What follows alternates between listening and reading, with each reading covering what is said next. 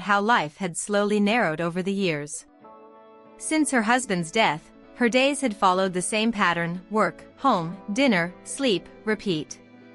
She loved her son deeply, and raising Daniel alone had given her purpose, but it had also quietly erased parts of who she used to be. Daniel, now 22, walked into the kitchen with an energy that felt heavier than usual. He wasn't careless or rude, just serious in a way that made Margaret turn toward him. He leaned against the counter, crossed his arms, and watched her as if weighing his words.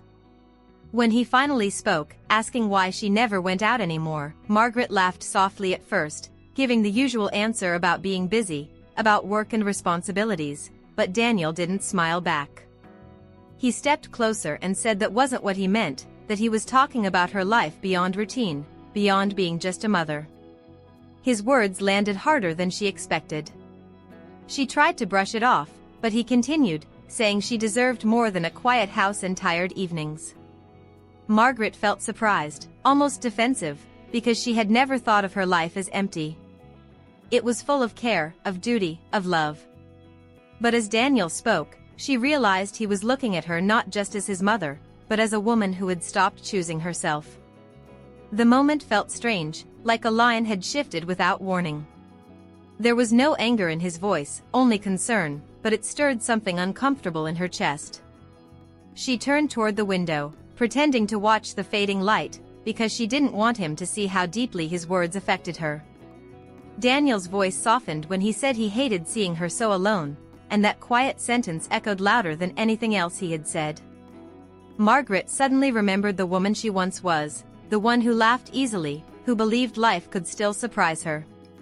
That woman felt far away, but not gone. Daniel's concern felt protective, but it also felt like a mirror being held up to her life, forcing her to see how much she had been holding back. She changed the subject, asking him about his classes and his plans, and Daniel let it go, but the air between them stayed charged. Later that night, after the dishes were done and the lights were turned off, Margaret lay awake in her bed, staring at the ceiling, replaying the conversation again and again. She wasn't angry at Daniel. She wasn't embarrassed. She was unsettled because he was right in a way she hadn't allowed herself to admit.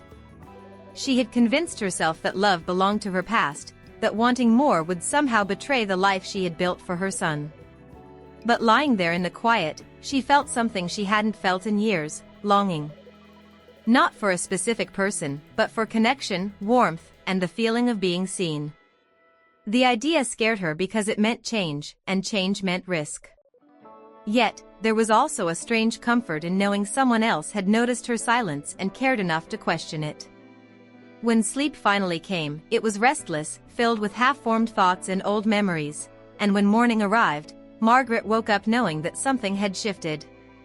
The line Daniel crossed was not one of disrespect or harm, but one of truth, and once that truth had been spoken, it could not be unheard. A few days after that uneasy conversation, Margaret tried to return to her routine, but her thoughts kept drifting, making even simple moments feel unfamiliar, as if she was moving through her own life with new eyes. On a rainy afternoon in Portland, she stopped at a quiet bookstore after work, hoping the calm aisles would settle her mind, but fate had other plans waiting between the shelves. As she reached for a novel, a familiar voice said her name with gentle surprise, and when she turned, she found herself face to face with James Carter, a man she hadn't seen in over 20 years. Time had softened him rather than worn him down. His hair carried hints of gray, his expression steady and kind, and his smile carried warmth that instantly pulled her back to a younger version of herself. Their conversation started awkwardly but quickly found rhythm, moving from polite questions to shared laughter, memories of college days, and stories of lives lived apart. Margaret felt something open inside her as they talked, a feeling she had long kept locked away, and when James suggested getting coffee, she surprised herself by saying yes without hesitation. Coffee turned into a long walk, and that walk turned into dinner plans, all unfolding naturally, without pressure or expectation. James listened more than he spoke, and when he did speak, his words carried respect and patience, making Margaret feel valued in a way she had forgotten existed.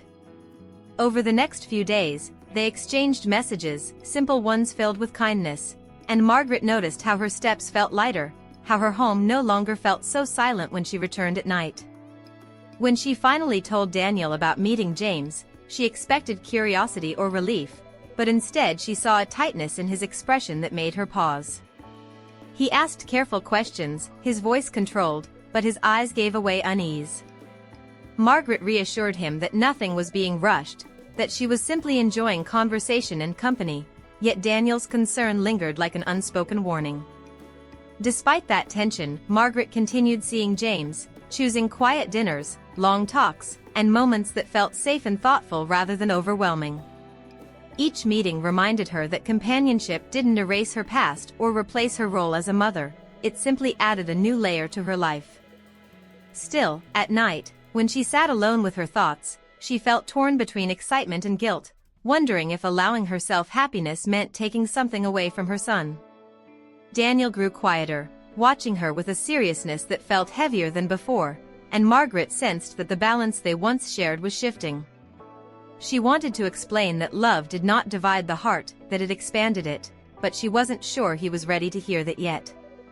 As James stood beside her one evening, smiling gently as they talked about nothing and everything, Margaret realized that the past hadn't come back to haunt her, but to remind her that life could still move forward. Yet, beneath that realization, a question remained unanswered, one that lingered in the silence between mother and son, waiting for the moment when it could no longer be ignored. As weeks passed, Margaret's life began to move with a rhythm she had forgotten, filled with small moments that carried quiet joy, yet beneath that calm, tension slowly grew inside her home, especially in the space she shared with Daniel. James became a steady presence, never rushing, never demanding, offering only honesty and patience, and Margaret found comfort in the way he respected her boundaries and understood her responsibilities. They spent time talking, walking, and sharing stories, building something gentle and real, but each time Margaret returned home, she felt Daniel watching her more closely than before. His questions became sharper, his silences longer, and his concern turned into unease that filled the room without words. One evening, after James dropped her off, Daniel finally spoke with a firmness that surprised her, saying he didn't like how much she had changed. The words stung, not because they were cruel, but because they carried fear instead of anger. Margaret asked him what he meant, and Daniel struggled to explain, finally admitting that her happiness made him feel unsure of his place in her life. In that moment, Margaret saw not a grown man challenging her choices, but a son afraid of losing the one person who had always been constant. She felt her own fear rise, the fear of hurting him, but she also knew she could not step backward into loneliness to protect him from change.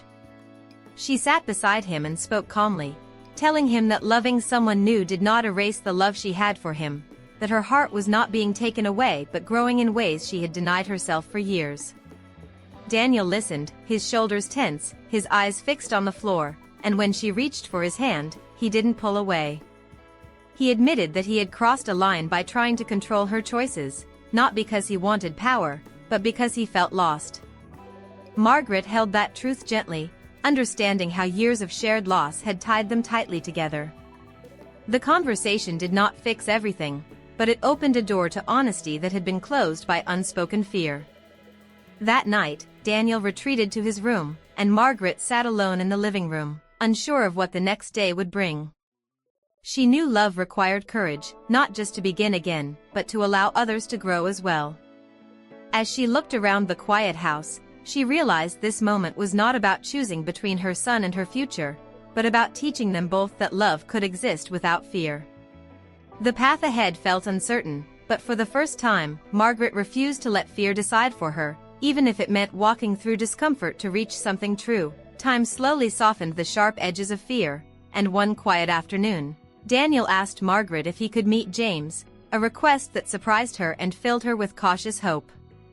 They chose a small cafe near the river, a neutral place where no one felt like an outsider, and when James arrived, he greeted Daniel with calm respect rather than confidence or pride.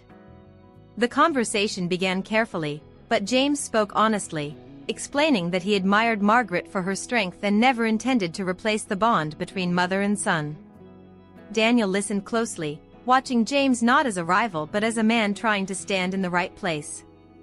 As the minutes passed, tension faded into understanding, and Daniel saw that James did not seek control or attention, only space to care. When they left the cafe, Daniel felt lighter, as if a weight he had carried alone was finally shared. Back at home, he hugged his mother without hesitation, admitting he had been afraid of being left behind, and Margaret reminded him that love did not disappear when shared. From that moment, their relationship began to heal, shaped by honesty instead of fear. Months later, life felt balanced again, not the same as before, but stronger in a quieter way. On a warm evening by a peaceful lake, Margaret stood beside James, watching the water reflect the fading sky, while Daniel talked nearby with a smile that came easily now. The three of them existed in the same space without tension, each understanding their role without competition. Margaret realized that what once felt like a line crossed had become a lesson learned, one that taught them all that love grows best when allowed to breathe. In choosing trust over fear, they had not lost each other, but found a deeper respect that promised a future built on care, acceptance, and quiet hope.